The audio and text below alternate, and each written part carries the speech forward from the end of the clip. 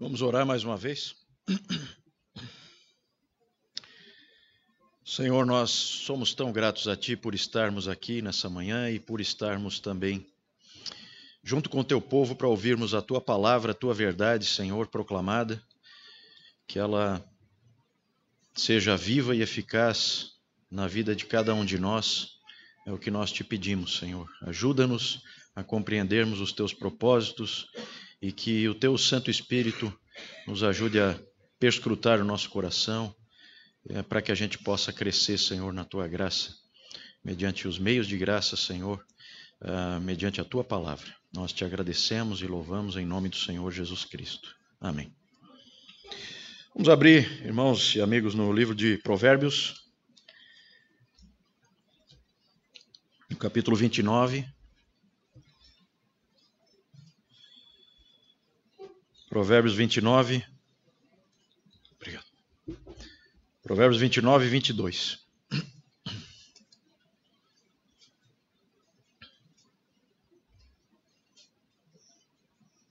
Só esse versículo aí.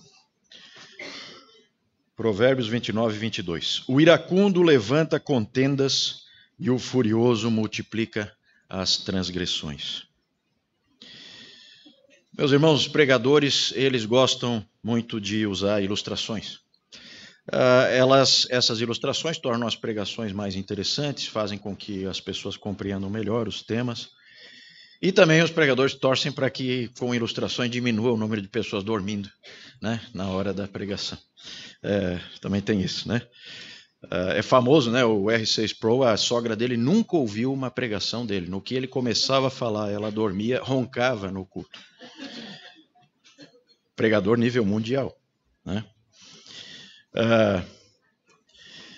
Mas hoje nós vamos falar de ira, raiva, ódio, fúria, indignação. E aí eu fico me perguntando se é necessária alguma ilustração. Basta você ver o que aconteceu só nessa última semana.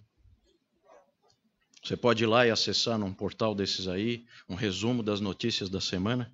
E aí você vai ver que na segunda-feira um menino, um bebê, né, de 1 ano, recebeu alta após 20 dias internado, depois de quase morrer porque levou uma pedrada na cabeça. E essa pedrada foi desferida por um médico. Na terça foram presos os assassinos da vereadora Marielle Franco, que foi morta com 4 tiros na cabeça. Como é que você dá 4 tiros na cabeça de um ser humano? E eles eram policiais. Na quarta, 2 garotos invadiram uma escola e saíram matando a esmo, como se estivessem num desses videogames, totalmente alheios à realidade, tendo feito 8 vítimas fatais, além deles mesmos. Uma escola. Na quinta, um lunático na Nova Zelândia entrou em 2 mesquitas, matou 50 pessoas, deixou 47 feridas. Um local de adoração. Na sexta, o pai e a madrasta do menino Bernardo foram condenados a mais de 30 anos, junto com mais 2 pessoas, pela morte bárbara e cruel do menino. Os próprios pais, os próprios tutores o mataram. Vem, Senhor Jesus, né? Não há necessidade de ilustrações para essa pregação. Vamos à definição. A própria definição básica, também ela é quase desnecessária, porque todos nós conhecemos a ira ou a raiva. A ira, como orgulho, é um desses pecados mais democráticos que existem. Foram distribuídos amplamente para todo mundo, sem exceção, e ninguém fica sem uma boa dose dele. Está presente em todas as culturas, todas as épocas, todas as raças, todas as idades. Uma autora secular, só para a gente ver que a percepção é geral, todo mundo sabe o que é ira. Uma autora secular colocou esse sentimento de ira da seguinte forma, importante. Você se torna irado quando define a realidade como inaceitável e você se sente incapaz de corrigi-la ou ignorá-la. Corrigi-la com facilidade ou ignorá-la. Vou repetir. Você se torna irado quando define a realidade como inaceitável e você se sente incapaz de corrigi-la com facilidade ou ignorá-la. Entenderam? Eu não aceito a realidade que está diante de mim. E a ira, gente, ela é complexa. A pessoa inteira fica envolvida na ira. Ela envolve as nossas crenças, os nossos valores, nossos sentimentos, nossas ações, nossos desejos. É também um dos pecados mais enganosos, porque ele parece tão certo, tão justo, na hora em que você é tomado pela ira e pela indignação. Os estudiosos definem também que a expressão da raiva pode ser em duas formas. Tem as pessoas que seguram a raiva e tem as pessoas que a colocam para fora. Ou seja, tem a versão quente, como eles dizem, né? Que nós sabemos é o sujeito pavio curto, iracundo, explosivo, irritadiço. E tem a versão fria, que é a pessoa ressentida, magoada. Aquela que, em vez de explodir, não fala mais com você, te ignora. São expressões distintas da ira, da raiva, e isso está ligado à personalidade. É comum, inclusive, para quem é casado, é comum nos casamentos que os cônjuges tenham cada um desses tipos, né? É importante que a gente saiba como é que a ira se manifesta na nossa vida, para que a gente possa ser vigilante. Mas vamos a um tratamento mais bíblico do assunto. Vamos falar da ira do ponto de vista bíblico e também encaixá-la nessa série que nós estamos fazendo dos 7 pecados capitais.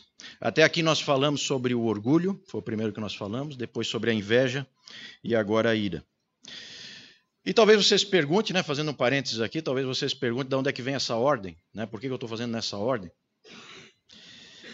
E aí, eu acho que é interessante, né? Essa ordem, ela é bastante tradicional, ela vem do 2º volume da obra do século XIV, lá dos anos 1300 e alguma coisa, do início do século XIV, a obra que você certamente já ouviu falar, pelo menos, a Divina Comédia, de Dante, no 2º volume. São 3 volumes, o primeiro volume é o Inferno, o 2º volume, o mais conhecido, né? Pelas ilustrações que ele usou ali.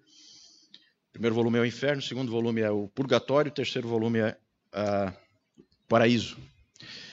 O 2º volume, Purgatório, talvez você já tenha visto na internet, tem muitos desenhos desse, né? O Monte do Purgatório. Ele, na poesia dele, ele bolou lá o Monte do Purgatório. E o Monte do Purgatório ele é organizado com os 7 pecados capitais, sendo que os que estão mais longe do céu são aqueles em que houve a distorção daquilo que nós temos parecido com Deus.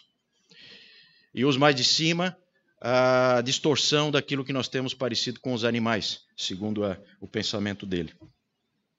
Ou seja, embaixo ficam aqueles pecados em que nós, quando damos vazão a eles, nos assemelhamos mais a Satanás, e em cima os pecados que nos fazem ficar mais semelhantes a animais. Nenhuma das duas é muito elogiosa, né? Lisonjeira.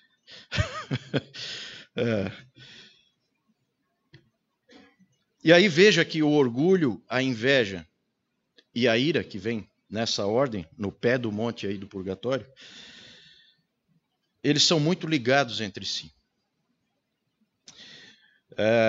Todos eles são fortemente ligados ao nosso desejo rebelde de sermos Deus.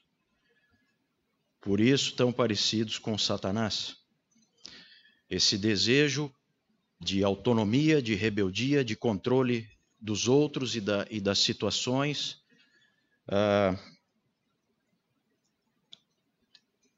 A ira faz parte desse conjunto. Mas veja que, tal como ocorre com Satanás, a ira pecaminosa é algo profundamente irracional. porque nós não somos Deus. E nós tentarmos atuar pela força não vai evitar que Deus esteja no controle absoluto de tudo. Em vez de nós sermos imitadores de Deus, nós tentamos ser Deus e assumir o direito de dizer o que pode ou não ser realidade. O Senhor é Senhor da providência. Ele fez o decreto de todas as coisas. O texto que nós usamos aqui como referência é um texto de Provérbios, que é um livro de sabedoria. E nesse livro, vocês sabem, no livro de Provérbios, você tem muito o contraste entre a sabedoria e a loucura. Capítulo 10, por exemplo, tem esse contraste. E você tem também o contraste forte sempre entre o sábio e o tolo, na expressão várias vezes, em várias áreas da vida dessas duas pessoas. Esse texto aqui, Provérbios 29 e 22, ele praticamente nem precisa ser exposto, porque ele é autoexplicativo, né? A ira gera contendas, nós sabemos disso, e ela multiplica as transgressões. Bem na linha dos pecados capitais, que são pecados, como nós vimos lá desde o início, são pecados geradores de outros pecados, né? Usinas de pecados. E a tolice e a irracionalidade desse pecado específico da ira também se revela quando vemos que o homem raivoso, ele sempre é ridículo, não é não? Você não se sente ridículo depois que você brigou por alguma bobagem idiota e fez estremecer o relacionamento com a sua esposa ou com seu filho por causa de uma bobagem? Tem sempre essa ponta de ridículo, porque é a atuação do tolo, do irracional, né? Então, quem está olhando de fora sempre vê ali e sempre percebe que o que está acontecendo ali é alguém defendendo o seu ego, o seu orgulho, a sua autoestima. É sempre uma cena meio patética. E que bom que se só ficasse nisso, né? Mas, infelizmente, a ira, ela pode levar a coisas muito mais graves do que isso. Vamos voltar mais uma vez para Caim, lá no livro de Gênesis, bem no início da Bíblia. Vamos lá em Gênesis 4.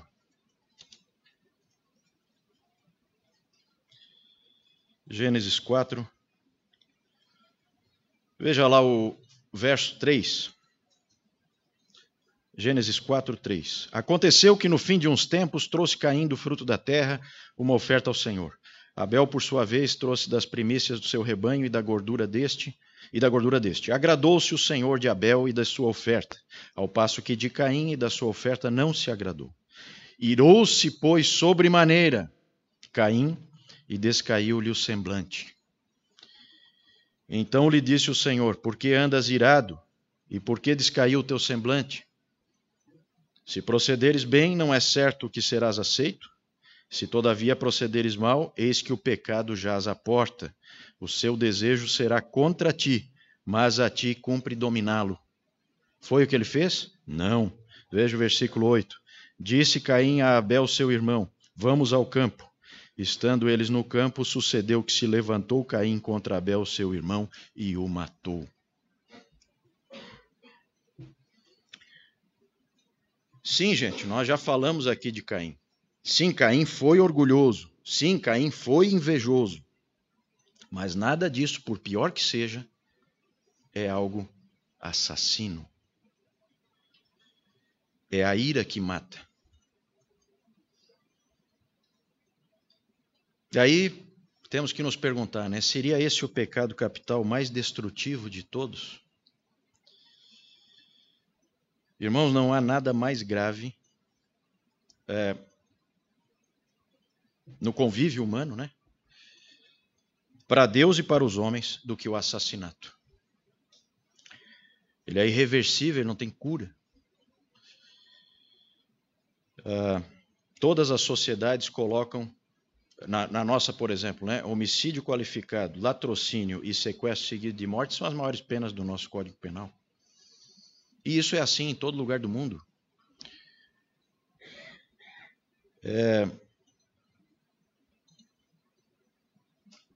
o assassinato, ele costuma resultar da ira, como vimos nesse caso aqui de Caim. É a mesma irracionalidade furiosa de Satanás. Lembram que Jesus disse que Satanás é um homicida desde o princípio, João 8? E aí, eu pergunto para você aqui, né? Do que você tem medo? Nós somos ansiosos por natureza. Nós somos ansiosos porque nós somos criaturas. Nós somos ansiosos porque nós somos mortais. Nós somos ansiosos porque nós sabemos que nós somos frágeis. Do que você tem medo? Boa parte de nós, provavelmente até a maioria, teme a violência mais do que tudo. Ou contra nós ou contra os nossos queridos. E a violência procede direta ou indiretamente da ira. Lembra do período antes do dilúvio? Vire umas páginas aí, vá para Gênesis 6. Como é que estava a terra antes do Senhor enviar o dilúvio? Veja Gênesis 6:11. A terra estava corrompida à vista de Deus e cheia de violência. Veja Gênesis 6:13. Então disse Deus a Noé: resolvi dar cabo de toda a carne, porque a terra está cheia da violência dos homens. Eis que os farei perecer juntamente com a terra. Não há nada mais horrível diante de Deus do que a violência. Valdir pregou aqui domingo passado, em Abacuque. E Abacuque já começa, né, tirando aquela introduçãozinha do versículo 1, a primeira coisa ali, de conteúdo mesmo de Abacuque 1:2, até quando, Senhor, clamarei eu, e tu não me escutarás? Gritar-te-ei violência, e não salvarás?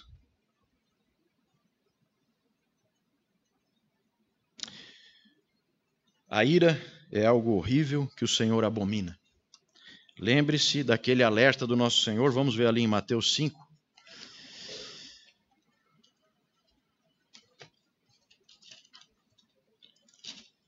Mateus 5, versículo 21.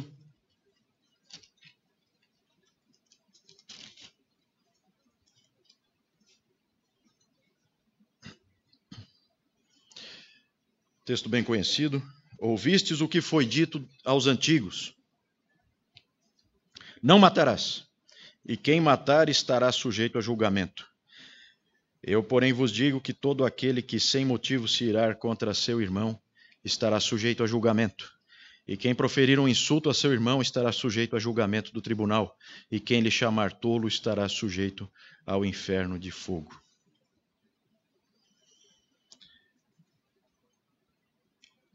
O apóstolo João reforça esse conceito cristão lá em 1 João 3,15, em que ele diz que todo aquele que odeia seu irmão é assassino.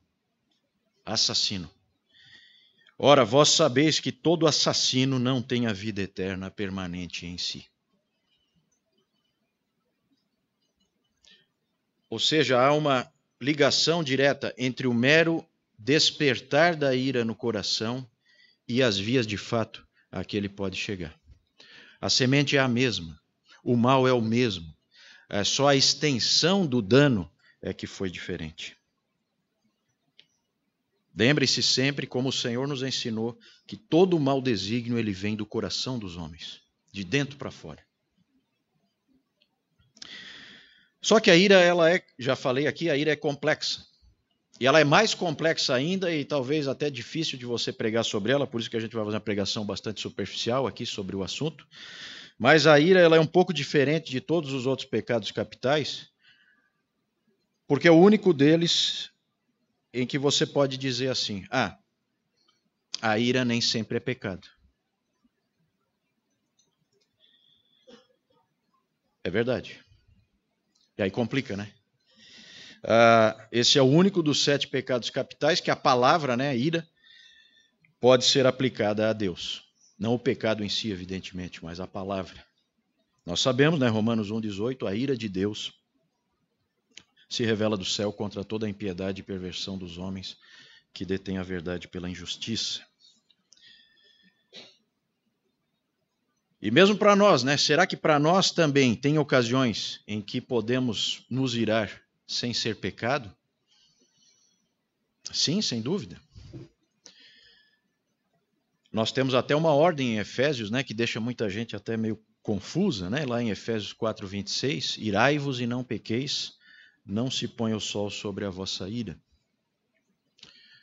Aristóteles, o grande mestre pagão de virtude, ele dizia que ele elogiou como virtuosa a pessoa que fica irada com as coisas certas e com as pessoas certas, e também do jeito certo, na hora certa e pelo tempo certo. Complicado, né? Como me disse aí, né? Fica irada com as coisas certas, com as pessoas certas, também do jeito certo, na hora certa, pelo tempo certo. E ele descreveu essa pessoa usando a palavra grega que nós temos aqui no nosso Novo Testamento, a palavra que é traduzida para nós como manso. Ou seja, na ótica de Aristóteles, só o manso sabe se irar de uma maneira justa, correta, santa. E nós sabemos quem é manso e humilde de coração, né? Mas como saber se é pecado ou não? A gente não tem tempo de entrar aqui em detalhe, né? Mas não vamos deixar também no ar, né? Ora, qual é a motivação? Essa que é a pergunta. Com que realidade? Lembre-se, a ira é uma indignação com a realidade. Com que realidade você está indignado? E de que forma você vai expressar essa sua indignação? Também é outra pergunta. É claro que nós devemos ficar indignados, gente, com pedofilia, violência doméstica, aborto, massacres, racismo, violência. Devemos também ficar irados quando alguém ameaça fazer algo contra nossos queridos, nossa família, nossos amigos, nossos irmãos. Ou mesmo alguém na rua, o nosso próximo, que nós devemos amar. A pergunta sempre é a pergunta que Deus fez mais de uma vez para Jonas. É razoável essa tua ira? Essa ira, ela é irracional, como geralmente a ira é? Ou essa ira é racional, razoável? A resposta sobre o que nós devemos nos indignar a respeito ou não está ligada à maior das virtudes cristãs, o amor. Aliás, pode até parecer meio estranho a gente falar isso, mas a ira, e aí vamos aprofundar um pouquinho mais, mas a ira, ela sempre está ligada ao amor. Ela defende o objeto do seu amor. Por isso é que ela pode não, por isso que existe a possibilidade dela não ser pecaminosa. Depende do que nós amamos. Nós respondemos à realidade, gente, de acordo com os valores que nós temos. Aquilo que tem valor para nós é aquilo que nós defenderemos quando for ameaçado. Tim Keller tem um sermão chamado A Cura da Ira. Era uma série em Provérbios que ele fez lá em 2004. E lá ele diz o seguinte: a ira, em sua origem incorrupta, é uma forma de amor. Estranho, né? E C.S. Lewis, antes dele, tem uma frase muito interessante. Presta atenção, olha só. Ele diz o seguinte: a ira é o sangue que o amor sangra quando você o corta. A ira é o sangue que o amor sangra quando você o corta. E aqui, gente, nesse momento é importante falar algo bastante fundamental nessa série. O que nos define não é o que nós pensamos, e muito menos o que nós fazemos. O que nos define lá no fundo da nossa alma é o que nós amamos. Nós não somos fundamentalmente seres pensantes, como às vezes a gente acha, né, que é. Nós somos fundamentalmente seres amantes. Por isso é que nós somos adoradores. Por natureza, por natureza. Nós aprendemos isso com o grande Agostinho, grande pai da igreja do século IV.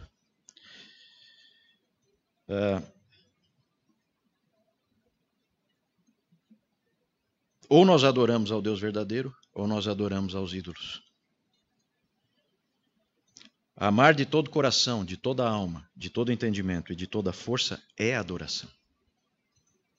É a mesma coisa. E você se torna aquilo que você adora. Essa é outra verdade importante que a gente tem que ter em mente ao longo de toda essa série. E até nós já falamos sobre isso indiretamente com uma citação do C.S. Lewis lá do Peso de Glória. Você se torna o que você adora. Tem até um livro do teólogo reformado Greg Beale, cujo título é esse, né? Nós nos tornamos o que nós adoramos. Então, gente, por isso, como os demais pecados, também esse nos deforma da imagem de Deus para a de Satanás, se persistimos nele. Nós nos transformamos, como a gente já viu aqui, em pequenos demônios, em pequenos monstros, conforme vamos dando vazão a esses pecados no coração. Vejam essa citação do C.S. Lewis, em que ele fala assim: uma pessoa poderá estar numa posição tal que o seu ódio a faça derramar o sangue de milhares, e outra de tal forma que, por mais raiva que sinta, não fará nada além de provocar o riso nos outros. Mas a marca impressa na alma poderá ser idêntica em ambas.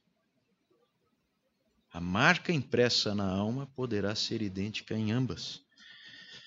Cada pessoa pode ter feito algo consigo de que, se não se arrepender, tornará mais difícil para ela eximir-se do ódio da próxima vez que for tentada, e fará com que o ódio fique pior toda vez que ela cair. Que é esse processo de deformação progressiva que o pecado traz. Indo para um nível mais prático, Gregório, que foi o organizador dos 7 pecados capitais na forma como nós conhecemos, Gregório o Grande, ele fez uma lista de pecados que procedem da ira, e aí ele foi citando vários que nós conhecemos: brigas, lutas, desentendimentos, insultos, blasfêmias, e aí vai, né? Daí para pior. E nós sabemos, gente, que da ira vem afastamento entre as pessoas, destruição de amizades, o fim de sociedades promissoras, casamentos fragilizados, até destruídos, afastamento entre pais e filhos, entre irmãos, desavença entre irmãos, divisões nas igrejas. Um autor até ele se perguntava, num texto ele se perguntava assim, ele conjecturava, quantos lares e igrejas se tornaram Chernobis, Lembra lá a usina de Chernobyl? Chernobis cheios de radioatividade, oriunda de anos e anos de ira, afastando as pessoas umas das outras. Que coisa horrível. Então, assim, se você está sempre irado e indignado por qualquer coisa que acontece, alguém disse algo que você não gostou, ou alguém te ignorou, ou você não foi tratado como você acha que merece, ou não gostou de alguma coisa que aconteceu no trânsito, ou porque você não foi reconhecido no trabalho, ou porque o filho fez uma coisa que você ficou incomodado, ou porque alguém discordou de você, e etc, etc, etc. Ou porque morreu uma planta que tinha nascido em cima da ramada que você fez, porque tinha muito sol,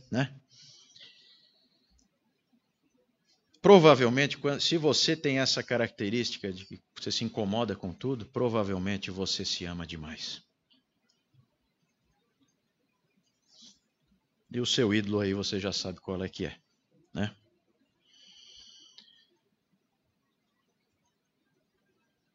Eu sempre digo, né, como diz Caetano Veloso, né? Narciso acha feio o que não é espelho, né? Cuidado. Caminho perigoso de deformação rápida não é o caminho que o Senhor trouxe para nós. E assim, né, gente, para a gente se encaminhar para o final. Na história, os teólogos, né, do passado viram na paciência a virtude que contrapõe, que se opõe à ira. E aí, vamos dar uma olhadinha lá em Provérbios de novo? Bem rapidinho.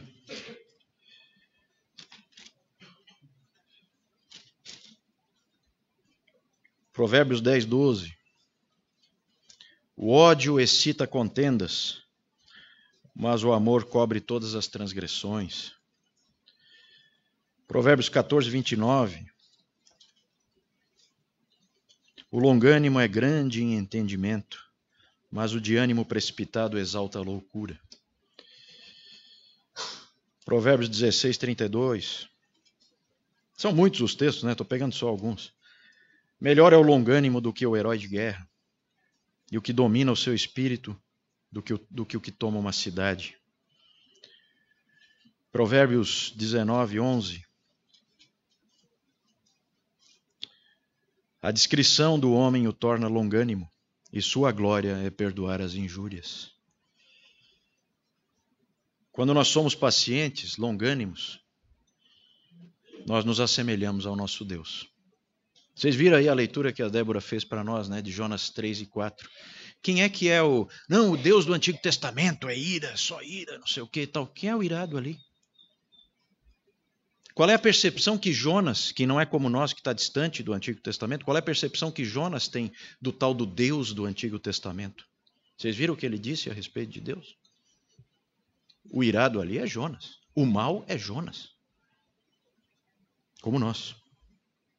Quando você é paciente, longânimo, pronto a perdoar, aberto a esquecer, você é parecido com o nosso Deus. Salmo 103, 8. O Senhor é misericordioso e compassivo, longânimo e assaz benigno.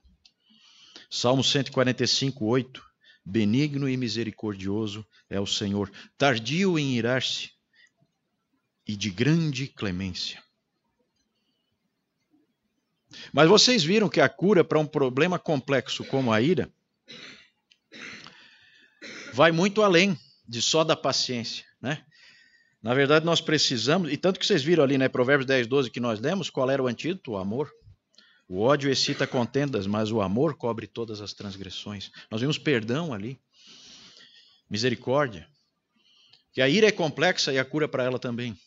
E aí, então, nós temos que ir, vamos abrir ali em Gálatas 5, 22, nós temos que, 22 e 23, nós temos que ir lá para o fruto do Espírito. Gálatas 5, 22 e 23. Fruto do Espírito é amor, alegria, paz, longanimidade, benignidade, bondade, fidelidade, mansidão, domínio próprio. Contra estas coisas não há lei. Veja que vários itens aí se relacionam diretamente com a ira. Atacam, golpeiam de morte a ira, vários deles, vários. É só você refletir um pouco. E lembre-se sempre que, eu não sei se você já reparou nisso, mas o fruto do Espírito, basicamente o que é? Uma descrição do nosso Senhor Jesus Cristo. E nós queremos, como o apóstolo João, ser semelhantes a ele, 1 João 3,2. A cura para a ira passa por uma transformação profunda na alma, uma troca de amores. Aliás, essa é a cura para todos os pecados capitais, né?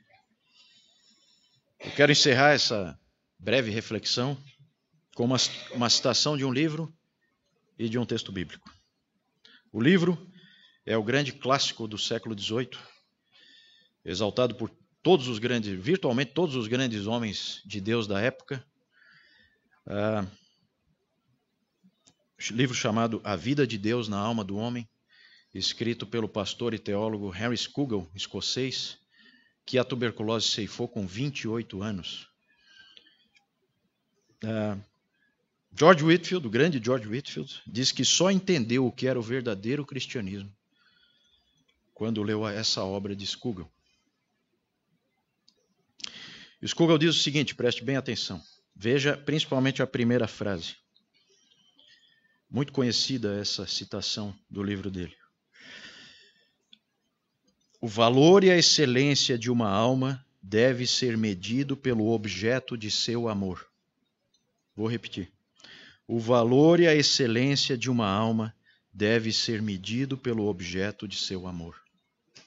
Isso tem implicações muito amplas, tá? Que nós não temos tempo de olhar aqui. Continuando, né? Ainda a citação dele. Aquele que ama coisas ruins e sórdidas torna-se assim imoral e vil. Mas uma afeição nobre e bem posicionada faz o espírito avançar e progredir rumo a uma conformidade com as perfeições que ele ama. E, gente, todas as perfeições estão em Jesus Cristo. Ame a Jesus de todo o seu coração. Lembre-se que na cruz ele suportou a ira de Deus e dos homens. Dos homens, porque eles não aceitavam que ele permanecesse vivo.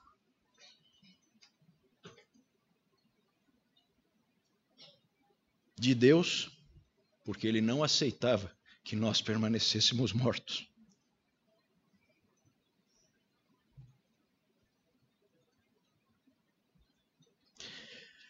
Se Jesus Cristo for o seu primeiro amor, eu te garanto, na verdade não eu, a palavra de Deus, te garante que você vai se tornar cada vez mais manso e humilde de coração. E é isso que você quer, é isso que eu quero, é isso que todos nós queremos e é isso que todos nós precisamos. Uma vida de perdão, de paz, de paciência, de alegria, de amor profundos. Um shalom profundo no coração, na alma. E essa é a promessa para todos aqueles que olham para Ele cheios de amor. E aí eu queria encerrar lendo 2 Coríntios 3.